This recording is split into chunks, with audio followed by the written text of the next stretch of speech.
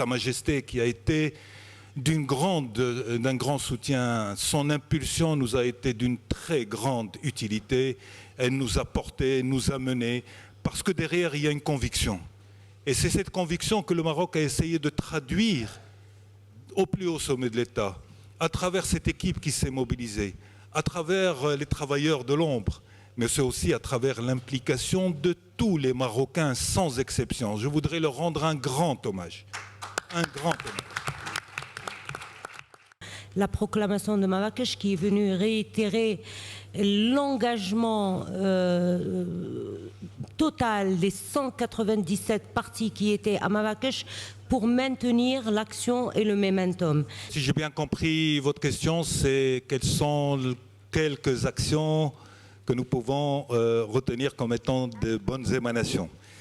Bien, elles sont nombreuses et je m'excuse à l'avance si je ne cite pas toutes les initiatives et les actions.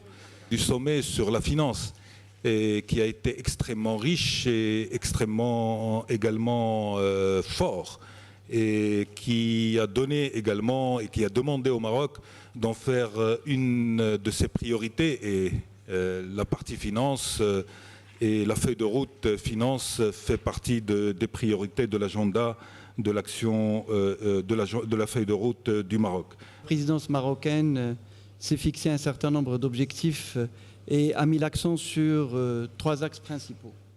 Le premier axe porte sur l'aspect financement.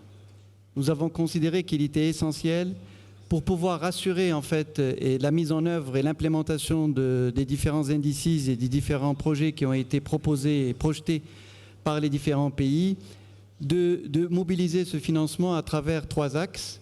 Le premier axe, c'est celui qui consiste à avoir une budgétisation sensible au climat, c'est-à-dire intégrer les indices, intégrer les objectifs de développement durable dans le cadre des budgets des États.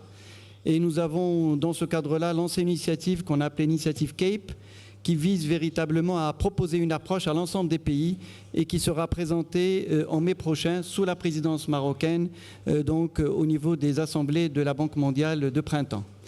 Le deuxième objectif, c'est celui de travailler sur l'adaptation.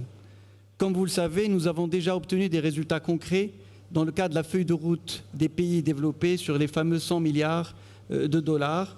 Donc aujourd'hui, il y a eu un engagement qui a été pris pour augmenter donc de 54% les engagements en matière de finances publiques pour arriver à 67 milliards à l'horizon 2020. Nous avons aussi obtenu qu'on double la part de l'adaptation pour passer de 12% à 25%.